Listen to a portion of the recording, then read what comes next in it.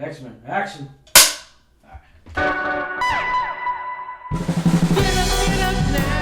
What's going on, moviegoers all over the world? My name is Ryan D, aka Ryan680. I'm Justin at Dose of Stir.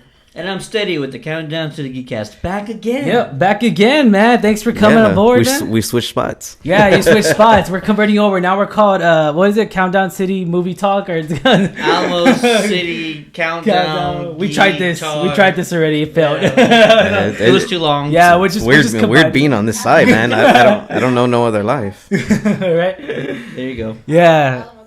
Yeah, we don't know any other line, right? When it comes down to I know you feel awkward because usually you're on this side, so I'm just like, okay, all right. I bounced around. I didn't know there was a specific order to this and all that. All right, guys. All right, ladies and gentlemen, let's go ahead and talk about this. This is the moment of truth, ladies and gentlemen. This is X-Men Dark Phoenix. This is our movie review, guys. We'll go ahead and mention, by the way, we're not going to talk about any spoilers yet, but we'll mention that at the very end of this review, guys. So let's get right to it.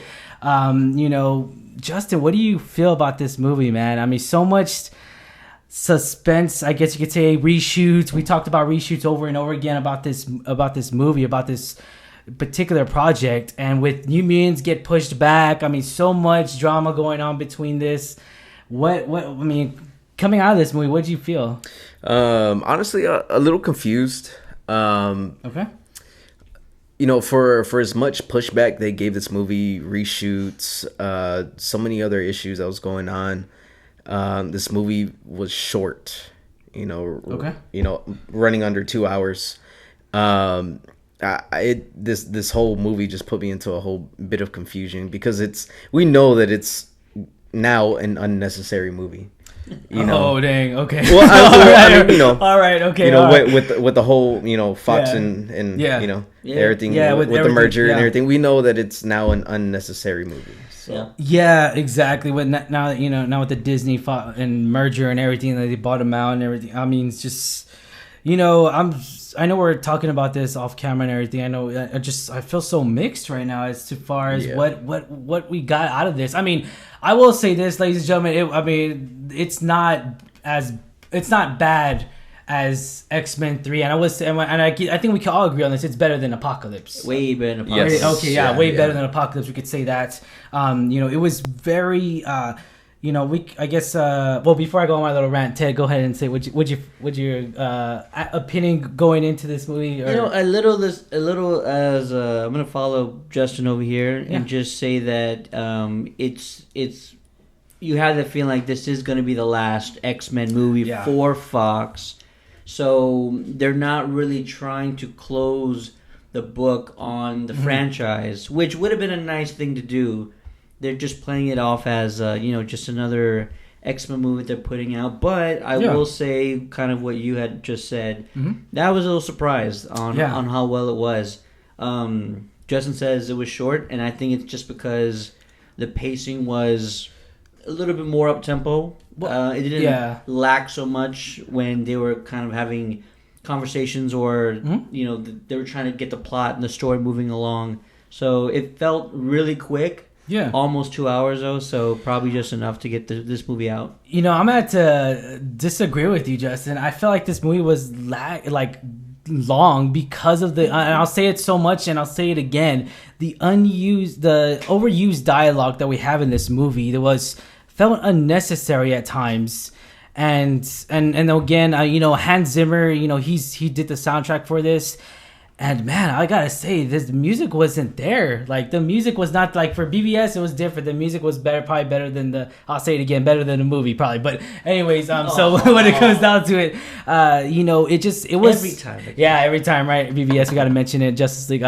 So when it comes down to it, though, the score and everything, I just felt like the song was in Act 1. The same song kept going over and over and over, and I was just like, all right, who the heck is doing this? Who's the sound? And then it come to find out it's the one I really do admire, Hans Zimmer.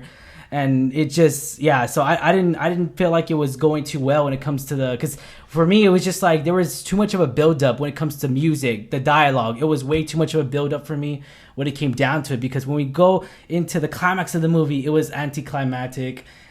Into a sense, because I felt like it was anticlimactic, but at the very end of the climax, it kind of it kind of brought it down a little bit, and I was very pleased with it at the when it comes down to it. But yeah, I mean, so you said it was very short. You felt it was very short. It felt very short, and I don't know. I just now watching this film, I feel like I could have done without watching this movie, honestly. Really? Like, wow. Okay. I don't know. Like, dang. I don't. It's not because I do feel like it is an unnecessary movie, but I just feel like if they never would have gave us this movie, I would have been all right with it.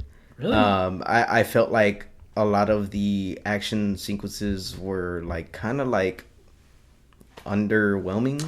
I mean, they didn't feel like they didn't get me like excited and everything. Exactly. You know, I would say that. Yeah. Agreed. I just felt like the movie just felt like a whole bunch of deleted scenes, like just oh man, dude, that's awesome. Yeah, whole thing. It just felt like a good example. I don't know how to say it. Like a webisode series, like a web series. That's what it like a web movie. Like if they decided, hey, you know what? Here's an extra film. I don't know. Dang, it did not impress me as much as I wanted it to, because in all honesty, I really wanted this movie to do well. And be a lot better than First Class and Apocalypse. Oh yeah, it's hard to and it was better than Apocalypse. Oh for sure. We could agree on that. I'll agree. Both First Class and Apocalypse are not my favorite X-Men films. What? They're not. What? Okay. Honestly, okay. So Days of Future Past was. Days of Future. Okay, that one's good too. Out of the new set. The new set. So the new set. Go ahead and mention it. Ted. Which one's the new? Out of the new set, not counting the X-Men 1, 2, and 3, or Wolverine Origins, or Wolverine, or anything like that. Just X-Men. What would you say is the best X-Men movie to you, in your opinion, sir? If we're not counting Logan, we're not counting Logan. Then out of the X-Men films, it's definitely probably Days of Future Past. Oh, dang. I know a lot of people liked First Class. Oh yeah, and I thought it was just like a very solid film, but there was nothing in it that really wowed me. And we saw a lot of great things out of Days of Future Past. Peter Dinklage. Right? Yeah. Days of Future Past. Peter Dinklage, I love whenever he's in anything. So, and I need to disagree with you about the music in this film, because it is Hans Zimmer, but he still hasn't let go of that sort of electric guitar with all the effects on it. Because as soon as you hear that, it just it just drives it home. And it was really good for how bad the sound was in the specific theater we were sitting in.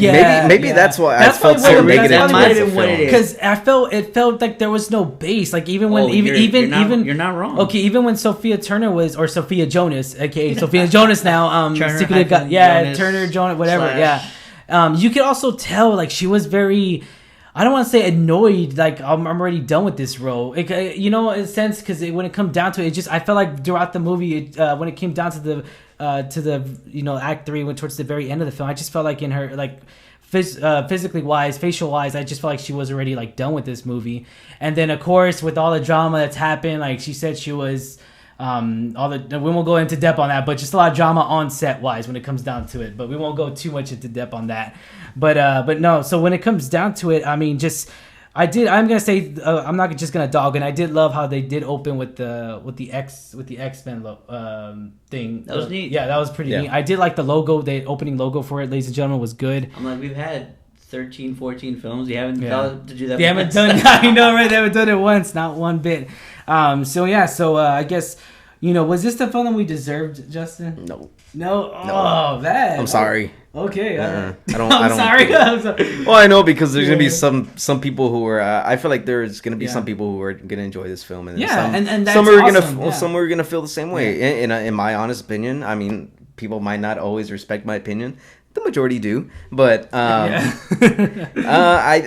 honestly, I feel like we could have done without this movie. Okay. All right, I'm gonna have to. Oh, Ted, go ahead. There's a lot to like about this film without giving away any spoilers. Yeah. I actually thought Sophia Turner showed her acting range in this movie more than we've seen probably in Game of Thrones. Oh, shut your dirty mouth! Shut your mouth! Get out of here! She hasn't been asked to do a lot of the heavy emotional. Yeah, she was just in the scenes. Jonas Brothers music video. What are you talking about? That was the best acting right there. I haven't seen it. I can't say it. I guess I'll have to watch it. Right. But James McAvoy is James always McAvoy. stellar whenever he's on screen. Michael I will agree with Fassbender, that. we got to give him praise. I give them praise as well. Like I Yeah. said, has nothing to do with the actors whatsoever. They all did an amazing job on this part. But no, yeah. So would you say like this is the film we deserve? I'd say the film that we deserve is probably something that ties all the X-Men films better. Okay. And it's not their fault because, this whole decision came in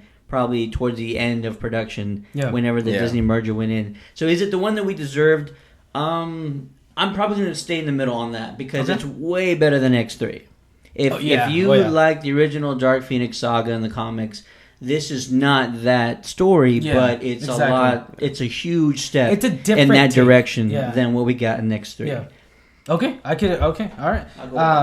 So I am so I'm gonna have to really meditate on this, but right now, I really have to rethink watching this whole film coming out of this movie, and an hour and 53 minutes.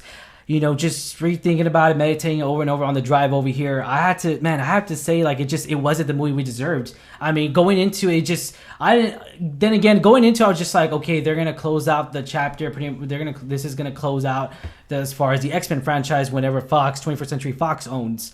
Now, finishing up this chapter and everything, I felt like it could have been a little bit more, it was too much of a build-up, and it was anticlimactic towards it. But at the same time, I guess you just felt like since this is the last one, you felt like they should have gone out with a bang. But I know. I mean, it just at the same time though, I was just like, you know what? I loved. We'll go in spoilers, but I loved the ending too at the same time. So it just, I don't know. I'm kind of mixed right now. I just anticlimactic, and then at the same time at the very end it wasn't. So I'm just say that. I will say, out of all the X-Men films, this probably had the best visuals. I did not see great special effects. I didn't see anything that I thought like, man, that looks terrible. Or, man, this looks fake. Agreed. So bravo to whoever the VFX team is on this, bravo. because I think they had to put a lot on screen, and all of it came off and just transitioned really well. I have to agree with you. Editing as well. Editing, I think, was done really well because there's a lot of quick movements, quick motions, things are flying around, you got Magneto throwing stuff everywhere. So I will say visuals for this movie is probably above par with the rest of the X-Men films. Yeah, and then also, you get the writer-director Simon Kinberg. Yeah. And then also, ladies and gentlemen, if you did not know, executive producer was Stan Lee, ladies and gentlemen. So that's, that just to show that he did take some part in it. Somewhat, and along with Simon Kinberg riding in the helm of the director's chair. So, just at the same time, I'm just like, we got the best story that they could have done. Let's be honest. This is the best story Fox could have done. Now with Disney taking over and everything, maybe that things will change. Now New Mutants is coming out. It's supposed to officially kind of restart the franchise. I guess you could say, so to speak. But we'll find out in the next series. But all right, so let's go to ratings now. Now that we've said it, man, ratings. A lot of people are gonna be disappointed. Rating 1 out of 2, Justin. 1 out of 2. 1 out of 2. I'm sorry. I was like, is that all the choices? I know, right? 1 out of 2. What does 2 mean? Yeah. It's okay, or it's not. Let's see. So, again, I did not. I didn't feel for this movie. I thought it was very anticlimactic for what it was. I will give it a 4.5. Wow. Dang. Because I still love the actors that are in this film. Yeah. Except for which I've always said before. I don't think I've ever said it here, but I've never liked Jennifer Lawrence as Mystique. Really? Yes, I prefer the original Mystique. Okay. Hashtag not my Mystique. That's a good one. Yeah, that's a good one. In all honesty, like that's probably the reason why I've never really enjoyed the newer X-Men films, because they I always felt like they just made Mystique the new Wolverine, the face of the X-Men, of the X-Men. which I'm not all for. Yeah. So that's pretty much the only thing I dislike about the cast. But in all honesty, very, very solid choice in characters and everything. I feel like nobody could have done better. Okay. I don't think they could have casted anybody better to play these guys. Fill the roles of the original X-Men. Okay. All right. But all right, Ted. What do you? Okay, 4.5. All right, Ted. Mine's close. Not as far below as that. I'm gonna give this one probably a 6. And that's because that's kind of high. I like...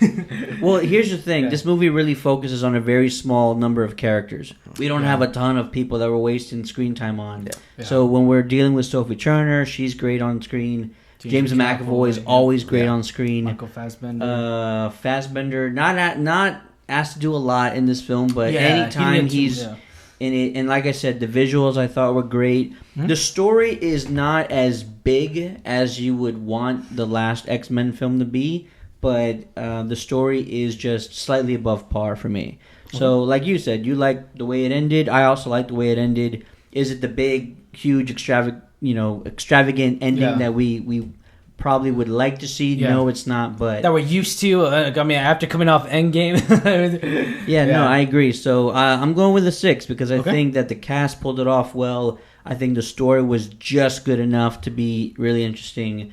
Really fast pace. Yep. And so it's the last one. So it's all right. It's decent. As far as we know. As far as we know, right, ladies and gentlemen. The last one of this franchise. All right, so I guess I'll go ahead and start off just giving my rating. My rating is going to be a 5. I'm real split in the center, in the middle, and that's because of just how it's anticlimactic for me. If you said it was a fast pace, I felt like it wasn't. But at the same time, we'll mention it at the spoilers review, but I liked a lot of things in this movie, and that was the actors, of course, the actors and the actresses chosen, and of course, it's going to be the special effects and everything, because all that was phenomenal. That was a great job by the studio, by Fox, to actually, I felt like they really did step up their game when it comes to stunts in this film, and when it comes to visuals and everything was done very well as far as that aspect goes. But no, I'm gonna stick with the 5. I just felt like it was unused, too much unnecessary dialogue. I felt like just the back. We'll talk about it in the spoilers, but we'll talk about it right now. Would you recommend this movie, Justin? No. Wow, what the heck? Okay, all right. Well, I'll say this. I feel like I'm gonna get some hate. I know you are gonna get a lot of hate. I don't know. I do recommend this, guys, to any X-Men fans out there that just want a closure, a sense of closure.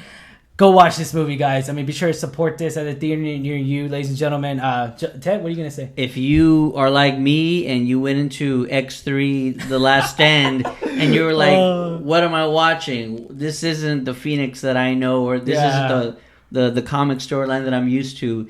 This is gonna kind of fill that void a little bit. Okay, so if you want to see the Dark Phoenix saga done a lot closer to the actual comics, not verbatim, but at least it has the essence of it. So, yes, go see this. All right. Sounds good. Would you buy this movie, Justin, even though you don't buy movies? No. You know what? I'm going to say this. Man. No, I better not. Okay. Anyways. All right. No, I would not buy this movie. Okay, all right. Yeah. Maybe just to complete my set, but it's not going to be a majority thing. I'm not going to pre-order it like I pre-ordered Endgame and all that other stuff, or get the steelbook for it, for sure not. And I wouldn't either, only because Marvel's going to pull out the X-Men in 2 years, and they'll do it 10 times as better. Yep, there you go, man. Alrighty, guys. As always, I'm your host, Ryan D. aka Ryan680. I'm Justin, that dose of stir. And again, steady with the countdown to the Geekcast. Thanks for coming by, Ted. I appreciate it, buddy. All right, you have yourself a wonderful day, man. When are you going to come back again? You coming back already, back to back? Whenever you're done with Secret Life of Pets review, I'll be back. Okay, all right, guys. Have a wonderful day. Thank you for making us a part of it.